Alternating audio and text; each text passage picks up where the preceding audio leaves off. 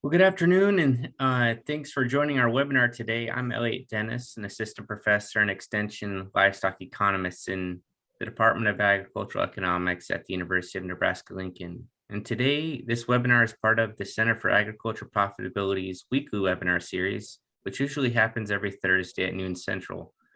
A full schedule is available at our website at cap.unl.edu. And today, this webinar will focus on exploring price trends in cold cow prices and the impact of exports and domestic meat consumption on those prices. And specifically, we'll discuss what decisions need to be made for early culling or post-pregnancy cold cow checks, and also address some feed resource requirements. Today, I'm joined by Karla Wilke, who is an associate professor in range management, cow-calf specialist. Thanks for joining us, Karla. And also we have Kacie McCarthy, who's provided some slides, but unfortunately she's unable to present live with us. And so Karla is going to present those for us as well. Why don't we go ahead and start off with Kacie's slides that Karla you'll present, and then I'll go ahead and talk about some pricing, and then we'll pass it back to Karla. As a reminder for these webinars, if you have a question as we're going through, please put it in the Q&A and we'll get to those either at the end of each presentation or at the end of the presentation itself. Okay, can you see that? Okay. Okay, gonna go through Kacie's slides that she put together for us, and she just was gonna talk about some of the decisions surrounding culling decisions. When we're culling cows, we want to maintain productivity and profitability. We don't want to keep around a cow that's not doing a lot. So we want to eliminate the poor performing cows that possibly have inferior genetics or poor milking ability, that type of thing. And in heifers, our culling strategies and our selection strategies really go hand in hand. Heifers should be considered a separate enterprise because they are obviously still increasing in value before they start a depreciation curve a little later. So maintaining them in a little different mindset is good. There are lots of opportunities for culling. Sometimes we just think about culling at the end of the grazing season when we're preg checking, but birth, weaning, pre-breeding exam, pregnancy diagnosis, genomic testing can all be times and things that help us decide when we're going to cull or if we're going to cull this animal. And then doing those at more than one time point helps us make a plan for how to handle those animals along the way. We can make multi-dimensional decisions on this. If we want to sell or retain for a later sale, marketing conditions, body condition score of the cow, her age, feed resources, and costs of gain. We're going to talk about that quite a bit in my talk. If you want to rebreed her for later, cow age, the market value, feed for her also play a big role in that. Or for a later calving herd, fertility questions. Did this cow fall out of this particular herd because something happened? The baby was born dead, and so then she may not be fertile, or was she just a very young cow that was struggling to make it in this environment and didn't cycle? That kind of thing might play into that decision. And then the genetics that you put into her for those different herds should be a consideration as well. It's very important that we pregnancy check cows because that gives us a decision tool to decide if we want to rebreed them, if we want to sell them as a way up cow. It can also give us warning signs of early problems that we might have, and it allows us to separate our groups by stage of pregnancy and help us manage them nutritionally a little better. We can reduce our calving spread or our calving interval by identifying late calving cows. So for some producers, it makes more sense to run the bulls in a longer calving season than they really want for their own herd, and then sell those cows that came up bred in that later part of it to someone else whose resources fit that better. And so doing that early pregnancy diagnosis can be really important for that. And of course, it improves our fertility when we tighten that up. And then it helps us make those decisions a little sooner, or make a plan to make a decision for when we're actually going to move those cows. And there's just different pregnancy methods that Kacie included in this. Most vets use ultrasound now, and so they like to set that day up for 45 days after you pull the bulls, because then that allows them to measure the cotyledons and get a better handle on when those cows were bred. We have older cows that we get much out past that when we decide to have the vet check them, that it's harder to tell because that heavy baby can fall off that pelvic shelf and not be as easy to detect.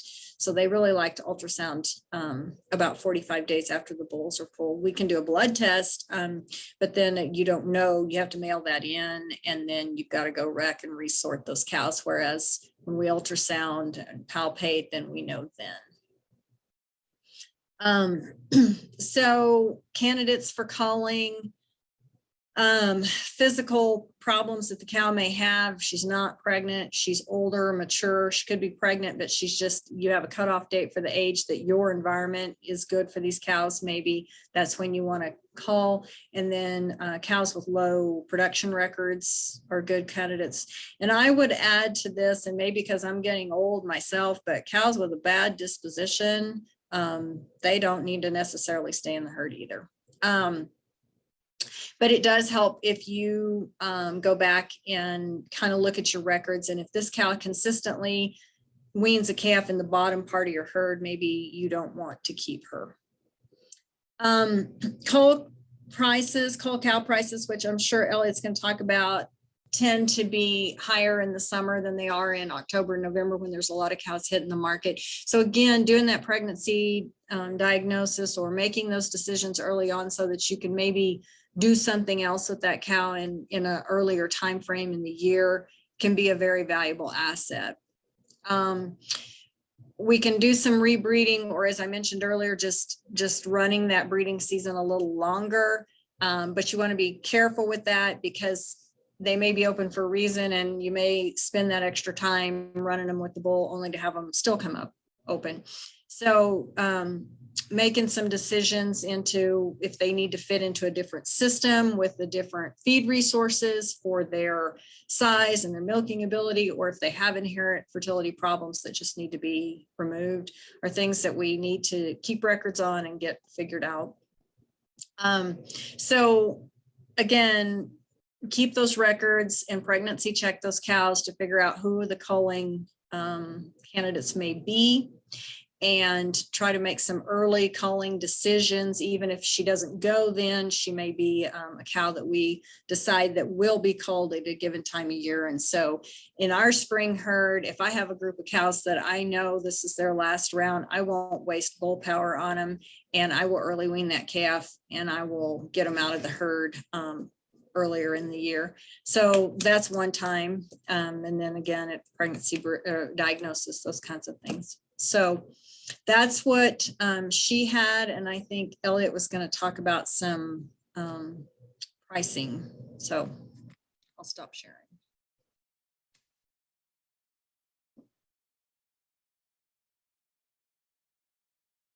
Yep. Thank you, Karla. I'll go ahead and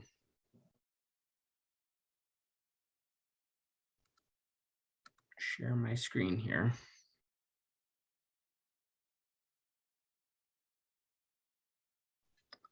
Okay, yeah, so as Karla mentioned and from Kacie's slides, that the pricing of the animal and determining when we're going to actually sell this can have a big impact. Looks like I'm lagging a bit here. I'm going to shut off my video.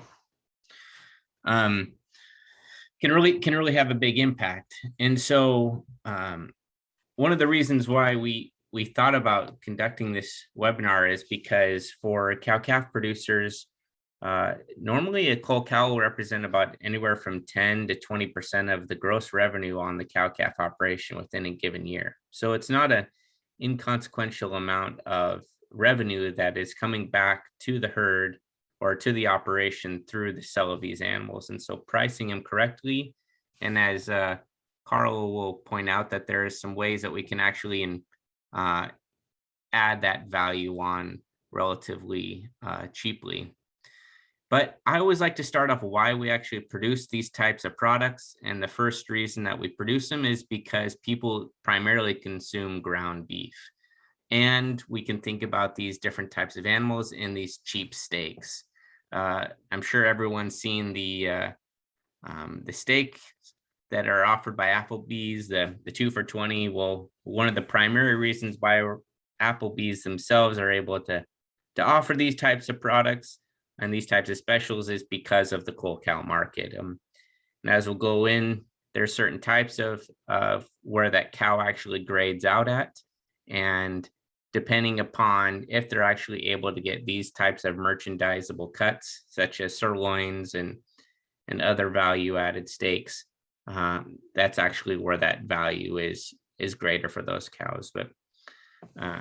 But we love ground beef in the US as consumers. We love eating burgers, and primarily our desire for ground beef has really outstripped the ability to supply the product in recent years.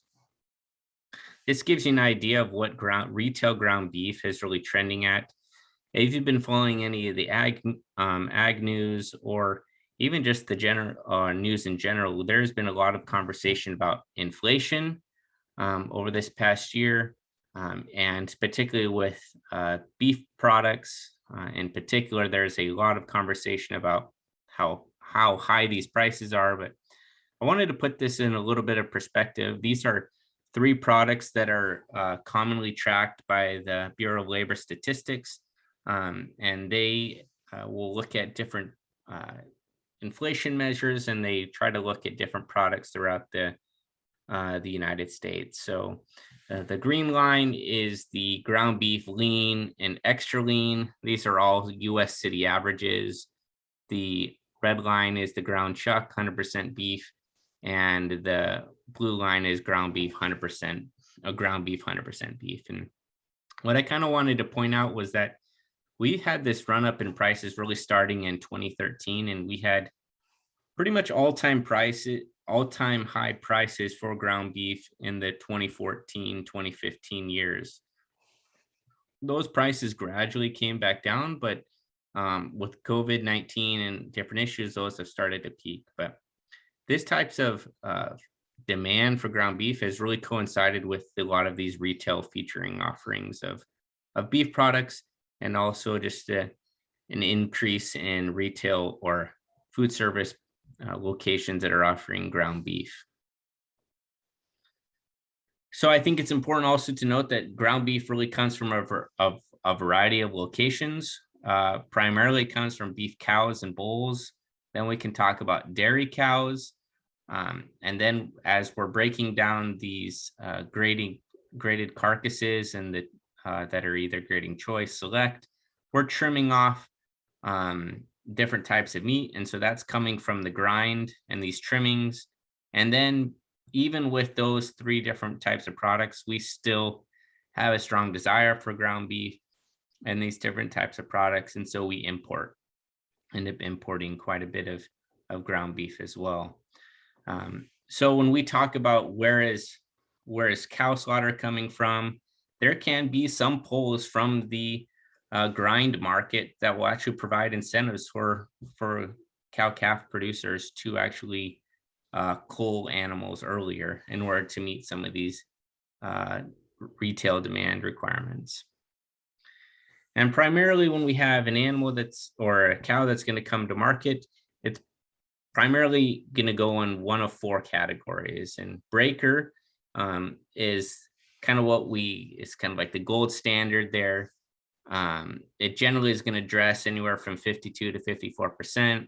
Of that, 76 to 82% of that is going to actually be lean trimmings. And so even though a large percent of it is just going to go to grind, there is a portion that does have merchandisable cuts. And really what we see that as the animal falls from breaker to boner, from boner to cutter, and cutter to canner, really what we're seeing is just the animal is getting thinner. It's got a lower dressing percentage. And really what that ends up translating into is more lean content on the animal, which means more ground beef and less of those merchandisable cuts that would potentially go to like an Applebee's. for those. And so what we can do is we can look at what this animal is actually worth in aggregate.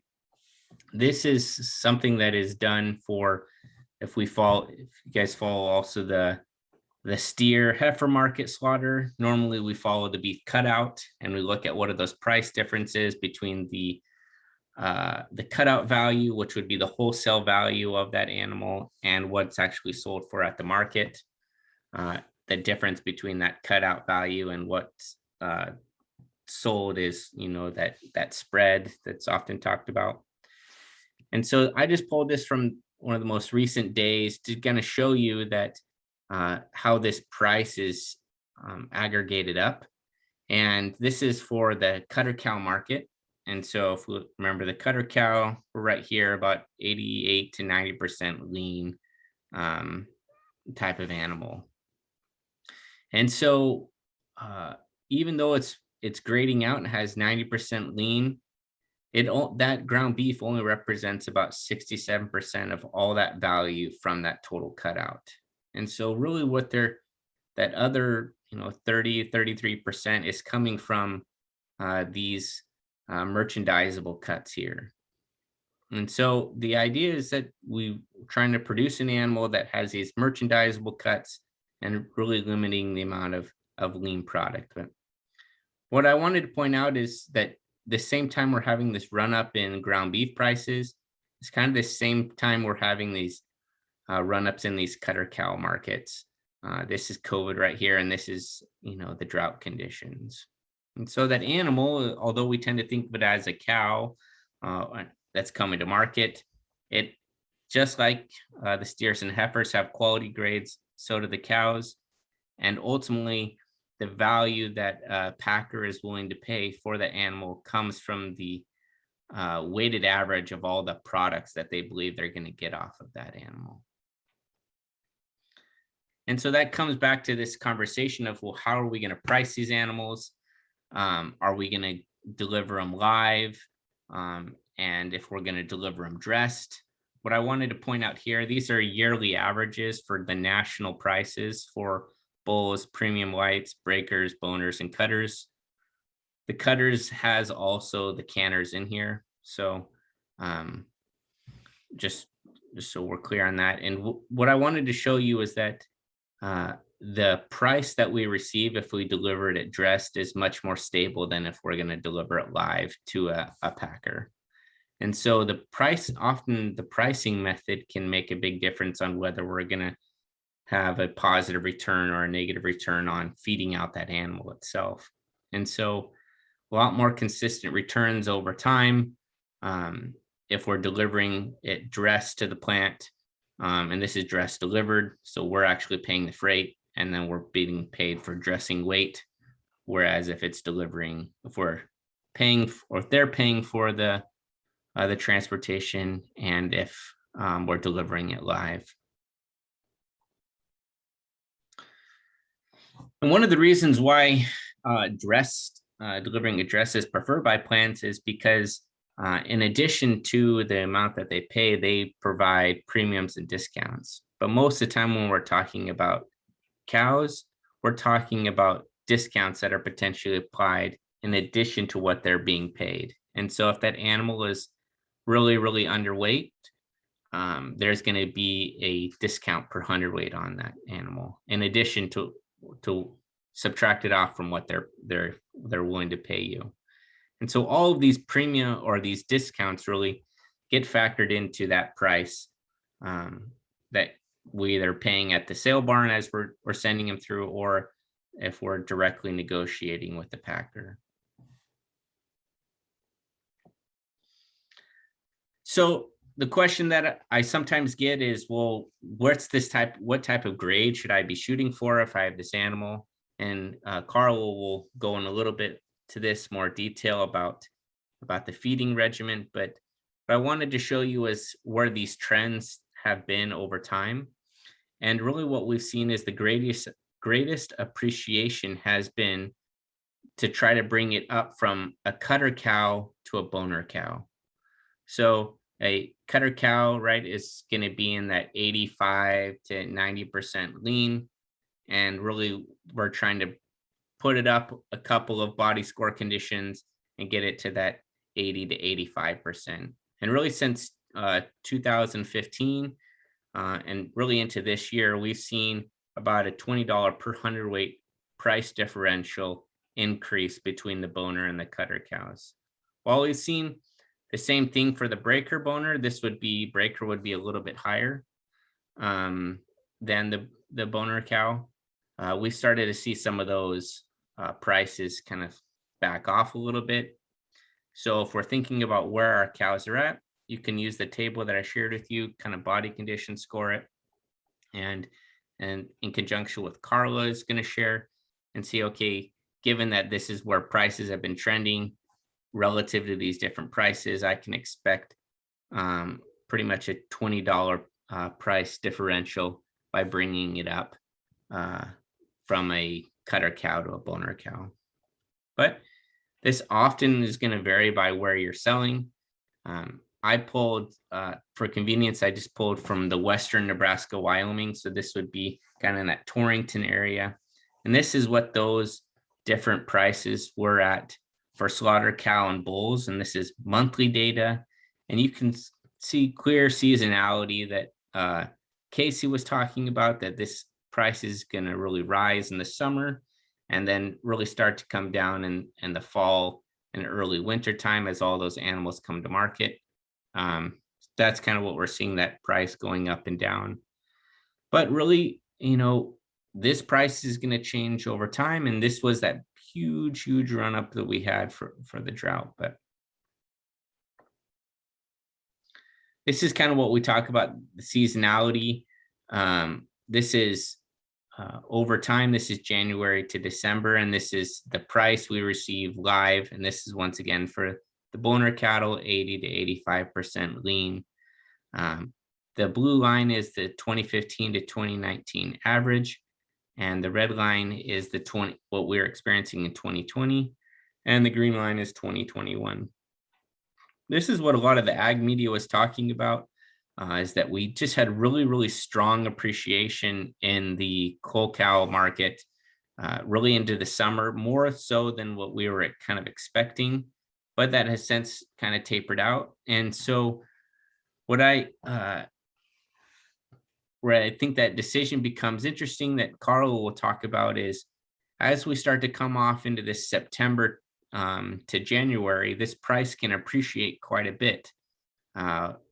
Really, we're talking about, anywhere from $10 to $15 appreciation per hundredweight.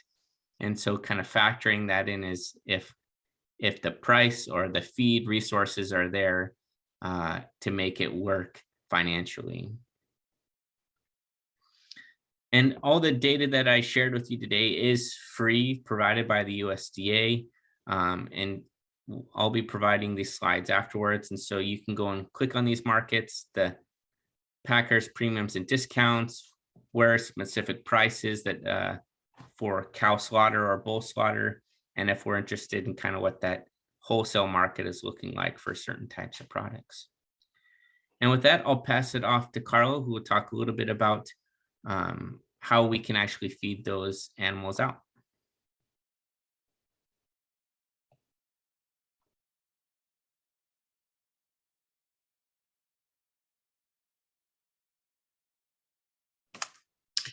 Okay. Let me share.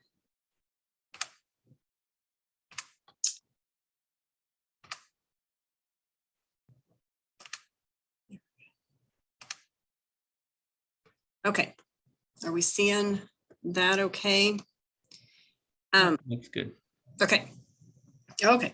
So let's just talk about managing those. As Elliott said, they're usually 20% of, if you've got a cow-calf operation, they're 20% of your gross income. And they can also be an enterprise that you buy to calve out and sell, or buy to feed and sell. So there's two ways to look at this, really. But either way, the cost of the diet in relation to the value of the gain on the cow is very important to the profitability of this. And you can't just assume that, every year it's about the same, even though as you were just shown, there's a definite seasonality to how those cow prices track. Feed prices can be a big part of that as well. So if we take 1,150 pound mature cow that's in a body condition score 4 on a 1 to 9 scale, decent running age cow, she's bred, but she's not lactating, she's grazing some corn stalks and fed 2.5 pounds of distillers, we could probably get a body condition score on her in 30 to 40 days. So if corn stalks cost $20 an acre and an acre lasts the cow for 60 days and the distillers we could buy $160 a ton delivered, then the distillers for 60 days would be $10.56 per cow. And then you add the corn stalks on that. So that'd be $30.56 in feed, not any yardage or labor, to move her from a 4 to a 6. In November of 2019, cull cow prices were pretty low. And so this cow at 1,150 pounds, she might have only sold for 52 cents a pound based on, I got that number out of Ogallala's sale for November of 19. So that would have only brought you $598. In December, older bred cows, once they start their bred specials, an older cow might have sold for 700 to 875. In January, we might have been able to get her clear to 1,300 pounds. And in a way up market, she might have sold at 58 cents per pound.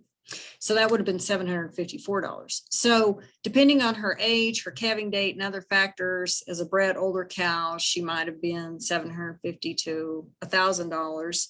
So for $30.56 in feed, that was probably a good investment because we either held her and put a little condition on her and sold her as a bred cow in a little later market, or even selling her as a weigh up, but later. That probably would have worked out pretty good for us. If we took that same cow, but let's say this year, corn stalks are $30 an acre and distillers is $250 a ton because this year we're in a drought and feed is awful. So that would have cost $48.75 to move her to condition score. So a little bit more expensive. And this year in October, these cows were selling for 55 cents a pound. So they were a little higher. So that would have been $632. I don't know what she'll do 2 months from now. We're not there yet. But if you go with kind of that same general, what a heavier cow is selling for right now, then she might bring 702. So putting that extra feed into her didn't get you quite the advantage that it did 2 years ago. We'll see what happens in January, but possibly you could get a little more out of her as a bred cow. But if she's an open cow in a way up market, it's kind of a toss up whether that actually is going to get you anything. So my point in that is that you really got to do the math on the feed cost and the cow value to know whether it's worth it to try to hold that cow and get a little more value out of her, or if you're better to just dump the cow. And that's hard for me because I always want to hit that better market, but if it costs me more to do it, it didn't help me out. Another option is annual forages. And this is something we have done on our own operation. And so I use numbers from ourselves. And so you can put your own numbers in, or you can argue with mine, either way. But we put $10 per an acre for triticale seed. We had $25 an acre for water this year. We had horrible drought conditions. So hopefully for anybody else doing this, it wouldn't cost that much. $10 an acre for planting cost. And then I threw in $5 an acre to spread manure because we just used manure out of our corrals on this. But you could put your own values in there. So we had 100 pair that went for 40 days on this. And so that ended up being 81 cents a day per pair. So that's pretty good, cheaper feed. Okay, so that's an option for a cow. So we talked about in Kacie slides where you might make that decision that you're going to cull these cows before the end of the year when you're doing pregnancy diagnosis. So you could take these cows that you knew you didn't want to rebreed and you were going to sell, This annual forage is 70% TDN and 18% crude protein. Cows will probably eat 30 pounds of dry matter, so that's all the moisture removed. A lactating cow would actually gain weight on this as long as forage availability was not limiting. So that's a neat opportunity, because when we can take that cow, you still put a little bit into her calf and still be putting feed into her and or condition on her with a feed cost that wasn't quite that bad. So that might be an opportunity to then take those and sell them as pairs that were split there, or you could early wean that calf and do something else with it, and then you could sell that cow in that market, a different market. And this annual forage option could be for a couple of things. This could either be a summer type thing from a springtime forage crop that you put in, or this could be something that you did after corn silage harvest, something like that. So that something like that might work out fairly well for managing culls. The older cow has higher nutrient requirements than the running age cow, so foraging can be difficult. A confinement or a semi-confinement system could increase longevity for that cow. So feed resources, maintenance costs, goals of buying and selling cows all need to play into your decision of either using cull cows as an enterprise itself or managing the cull cows of your operation. So if we're going to manage these cows with a total mixed ration type diet, we really need to be careful and evaluate the cost of that as well. So I have a diet that would just put a little more condition on a cow. This is kind of trying to hit that grinder market that we were talking about earlier. So I have crop residue at 23% going into the mixer. This is as is percentages, not dry matter. Distillers, wet distillers at 31, corn silage 45, and some mineral. And then I have two different columns of what those would cost. Ground and delivered corn stalk residue at two different prices, wet distillers given the more traditional price versus what we saw this last year. Same with silage. That gives you quite a bit of difference in cost per cow per day. And then if you're going to run a feed truck past these cows every day, you really have to charge yourself some yardage for the equipment costs and your labor. And you can argue if that's the right number, but you should account for that somehow. So in our two previous examples, we had that 1,150 pound cow, we're trying to move to 1,300 pound cow. And let's just assume she's open. We're not going to worry about hitting that bred cow market. She's going to the grinder cow market. In those two examples, we either moved that cow from 598 to 754 or 632 to 702. So those differences were either $156 increase or a $70 increase. Well, these two TMRs that we just put together with yardage cost us either $139.80 or $112.80. So you really got to evaluate the cost of that feed, either what that feed costs you or opportunity cost of that feed selling it somewhere else or whatever. But you really have to do the math to see if that's going to be worth it on these cows. Grinder cows can be too fat and get a discount. So you need to be careful about that too. The white fat market that we were just talking about, some of those cuts going to the low end restaurant, that's a direct marketing opportunity that can be expensive. And you don't want to put white fat on a cow and then turn around and sell her to feed at the sale barn, at your local sale barn, and hope to gain that premium. You want to direct market that. It usually takes at least 85 days to get white fat. Those companies that retail cuts from white fat cows, a lot of times will have a contract with the feedlot who will then have an order buyer who buys cows specifically to be fed to make the white fat market. These are usually very young, healthy cows that are going to gain quickly and have a nice dressing percent. Feeding corn to get white fat and then selling to a local auction is not going to get you a premium for white fat. So look into your options for direct marketing of those cows if you decide to do that. But here's an example of a diet that has corn in it.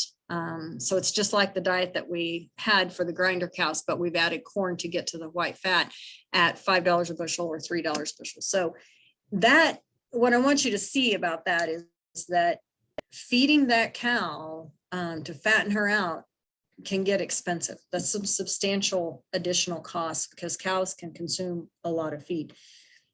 So again, I want to show you that you want to get that premium out of that. So in the two feed cost scenarios that we discussed, plus the yardage, that could be a little over $200, almost $300 additional in that cow. So we would not have wanted to just turn around and get an extra $70 out of that cow for that. So we want that white fat marketing opportunity. As was talked about earlier, those are typically not sold on a live basis. It's a carcass base. So I converted it kind of back to live so that you could kind of figure that out. But in mid-October of 21, a cow brought to fat white fat that got her up to about 1,500 pounds was a $1,200 cow. And so, yes, it paid, but you got to get the right market for that. So cull cows are an important part of the operation. They can be their own enterprise, actually, but you really have to yearly do the math to evaluate your feed costs and the value of that gain to see if that's really going to work for you. And making some of those culling decisions early enough in the year to have some options of what to do with that cow can really be a critical point of that for producers. So that's all I have. And I'm going to stop sharing my screen there. Thanks, Karla. As a reminder, we have the Q&A box set up that if you have questions about the presentations that we provided today, or if there's just certain questions that are on your minds in general about coal cow markets or beef cattle markets in general, be more than happy to ask those or to answer those.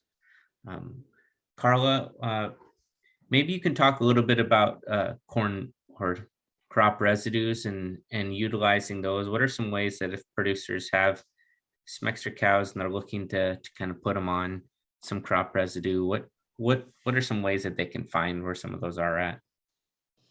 Well, we do have crop residue exchange, website, and I don't have the address of that handy, but they can join that and look for some residues there as well. For producers who have their own corn stalk residues, that can be a great, oh, you've got that right there, man. Just put that right in the chat box. Awesome. Thank you. And if you have your own, then, a little hot fence and some mineral and maybe a little bit of supplement is really something to think about, a way to double use your ground, because you've got your crop just came off and then this extra use for this cow can be a good way to double use that. Mm-hmm. Yeah, I think Ryan Evans posted in the chat the crop residue exchange program that Karla was referring to. If there's an interest by people on the webinar, and we'll also put it in the write-up. And just as a reminder, we'll have all of the slides will be provided at cap.uno.edu, including a little podcast and a brief write-up on what we talked about today. So if there's questions or there's certain slides that you wanted to see, those will also be up on the website as well. Karla, maybe you can talk a little bit about that culling decision a little bit more that Kacie was talking about, that what are some of those kind of times that, if they're open and we're trying to, we don't want to put in that feed, what are kind of my break, no break decisions if I don't really want to put in feed? It looks like it's going to be a high feed situation. When do I need to make those decisions if I know I'm going to have some culling to make? If you don't want to put the feed into them, and this year is one of those years, honestly, because feed is really high. So it would not probably benefit you to put a lot of feed into them. Thinking about early weaning, if you're talking about a spring herd, then trying to catch that cow market in August or September before it starts to really drop off, with a lot of cows coming to town before those cows start to lose some weight because of lactation and poor quality forage as the grazing season declines. Those might be, if you know you have some cows that, regardless of whether they're open or not, I know this is a cow that needs to go to town, you can make some of those decisions early. You know, the calf is 2 months old and you may be like, this cow just does not ever have a calf that just really catches my eye. She's going to go to town. You can start making some of those decisions, and then you can make a decision about early weaning the calf. And you know, we have webinars on some of those diets for early weaning the calf, but then that takes lactation away from that cow, and then she's a much easier animal to put weight on because now she doesn't have the demands of lactation. So that's an option earlier in the year, but at a minimum, if you know you don't want to put feed in those cows, late summer, early fall is certainly gets you ahead of that curve a little bit. Otherwise, you're looking at keeping her through the winter, and it's a wash. You know, feed is expensive. Yeah, I think good point. And we're obviously sitting here in the first part of November now, so that decision is kind of passed. We're starting to see the cold cow market cool off a little bit. But like you said, we're in a high feed situation. And what are some of those options that you think, from a feed perspective, as you kind of said, that it's probably a wash if we feed them? And maybe if we're to take into the opportunity cost of what that feed would be if we're feeding our own feed, that perhaps, or it's actually better off if we, even though the market is a little bit lower than we may have liked, just to sell the animals and then to sell potentially the extra feed. Right. And that may be an option. Another option is that if you were to take open cows and move them to a fall herd, right now is the time that we would be turning those bulls in. And so again, you'd be looking at keeping those cows a little longer, but without the demands of lactation. You know, maybe you're looking at maintaining them more than you're looking at trying to put some feed on them. And then possibly, you know, come February when there's bred cow sales, then maybe that's a way that you put a little value back on that cow without putting too much feed into her. But that's why I tried to put some of those numbers to the feed, because in my mind, it always makes more sense to, I want to hit this market, a little better market. But my husband is always like, did you do the math on that? Because the feed, the feed can eat you up. And so if it doesn't help you any, then you wasted a lot of time and feed resources that you maybe needed for your better cows, because it's going to be expensive, and you're going to have to put expensive feed into the cows you want to keep in order to keep cows that you don't want to keep, just so you're not hitting the low. You really got to decide. And you're right, it's already November and maybe we've missed some of those opportunities, but if we're going to have cows every year, this opportunity is going to present itself every year. Mm-hmm. So starting to look at a better plan for cull cows instead of looking at them as just a thing that happens in the fall could help us year in, year out. Yeah, one of the as a reminder, if you do have questions, to put them in the Q&A box, and Karla, myself, will be able to answer those. And if we're unable to do that, then we'll post them in the online document. One of the questions that I've been or the comment I've been hearing is just that we're starting to turn the cattle cycle right now. We've seen a lot of cows come to market, and so what we know that does is, in the January inventory reports, we're likely to see that herd is contracting. Ultimately, that puts fewer feeder cattle on the market next year.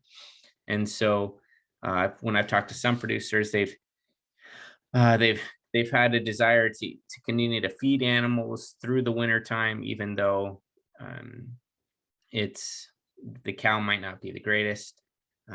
And what I would just comment there that I've been saying is, only keeping those animals that you feel like are going to be a good fit for your herd. If you're just trying to hit a market that may or may not be there, but the animal or that cow doesn't really fit the herd, then it's probably better just to cull them now and then think about different, either bringing in new genetics or keeping different retained heifers in the future. We're still likely to see the herd contract for probably another year or two, but this next January we're going to see quite a bit of contraction happening, given where we've been at on both beef cow slaughter throughout the year.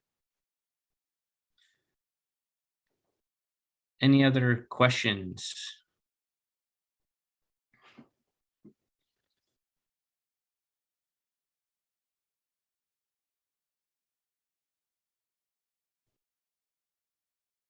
Okay. Well, with that, I guess we'll end a little bit early, but thank you everyone for joining us today. We will be putting a recording of the webinar that will be posted to cap.unl.edu, where you can also look at the recording of the webinar and register for other upcoming webinars.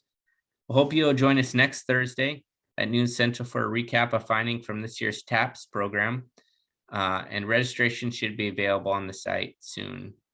Please click the link that was just put in the chat box and take a brief 3-question survey to provide some feedback on this webinar. And we also use that to inform what we should be addressing in future upcoming webinars. Thank you once again for joining us, and hope you guys have a great day.